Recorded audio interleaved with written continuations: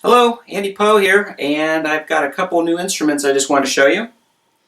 We have a couple of soprano ukuleles. Um, Both of these are koa topped, curly koa for the soundboards.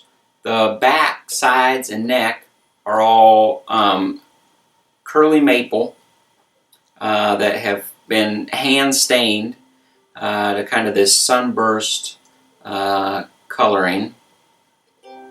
Kind of goes nicely with the koa, I think. And then the instruments are both fully bound with ivoroid binding on the back, top, around the fingerboard, and the headstock. The head plate, fingerboard, and bridge are all Macassar ebony. We have a hand-cut mother of pearl logo, mother of pearl position markers on the 5th, 7th, 10th, and 12th fret. Also have markers on the side of the fingerboard. We have a Waverly friction pegs that have ivoroid buttons, bone, nut, and saddle. And all those specs are the same on both. This one has a little bit darker curly koa top, and the staining was a little bit darker as well on the maple.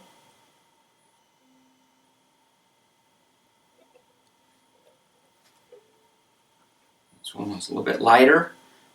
Has a really nice curl in the koa, nice flamed in the maple. Also, they have a little rope style rosette around the sound hole.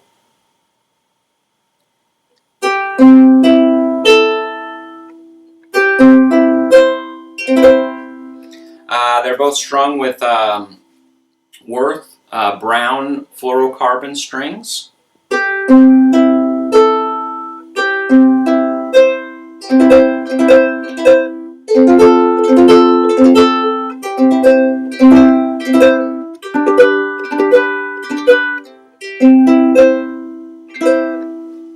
So there you have it. They sound really nice for just being strung up recently, and I think the strings are still kind of stretching and settling in.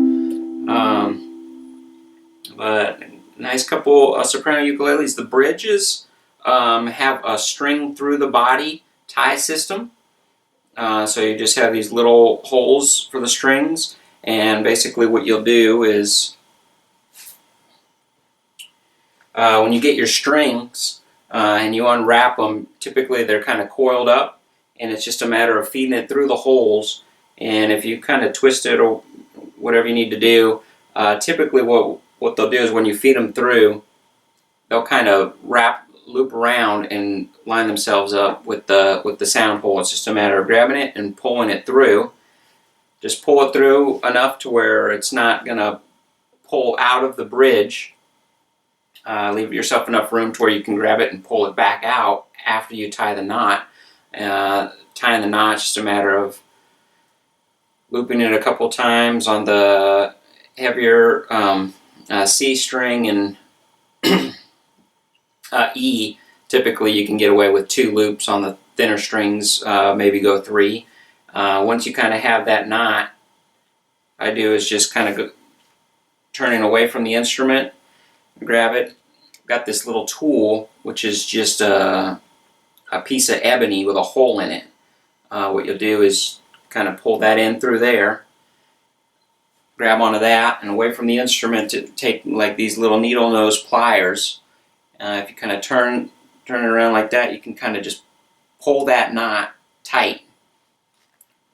After you tighten it, it's just a matter of removing the little ebony block, and these same pliers have cutters on them, and it's a matter of clipping. I usually leave about 1/4 of an inch, and then away from the instrument you can use a lighter to that 1/4 of an inch that you left,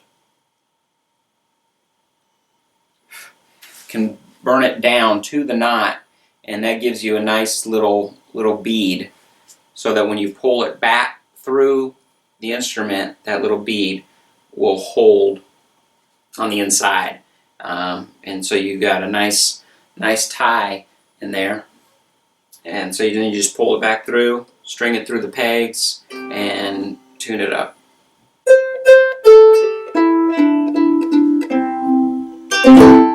So it's really not too complicated. Kind of the same idea as a bridged pin,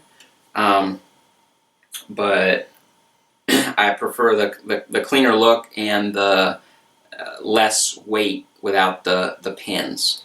So I prefer this system. Really, you know, a good set of fluorocarbon strings or ukulele strings will last you a pretty long time, so you're not changing strings that often anyway. So I prefer that system. When you go to remove them, it's just a matter of loosening them, cut the string, and feed it through. You might have to use one of your new strings to kind of push it through. Once it drops in, it's just a matter of shaking it out through the sound hole, shaking the old little pieces out. That's it. Thank you for watching. A couple of other little details about the ukuleles. The necks are reinforced with carbon fiber. Have a nice straight flat fingerboard. What else? The back has an arch to it.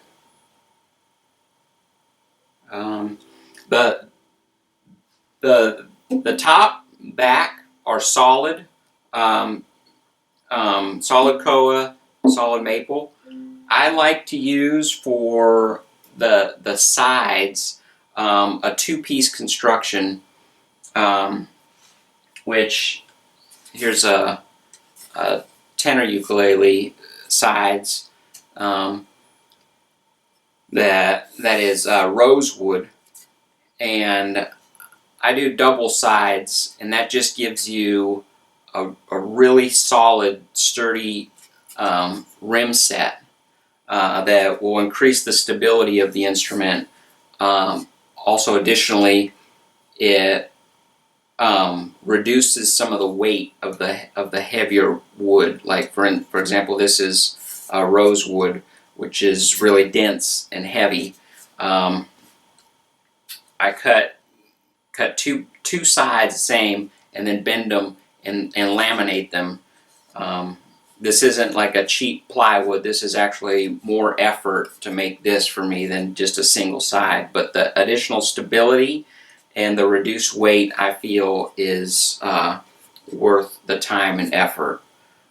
This one is, the inside piece is cedar. So it's lighter. The sides still, they ring like a bell, and they're very sturdy. So it increases the stability of the instrument dramatically. I learned this method from classical guitar builders who use this and have had great success with it. So that's a little detail about, you know, if you look on the inside, you're going to see it's a different wood. It's not a cheap plywood. Like I said, it's more effort, but I feel that it's worth it. Soundboard solid, braced with spruce. The back has a spruce brace. The blocks on the inside are mahogany.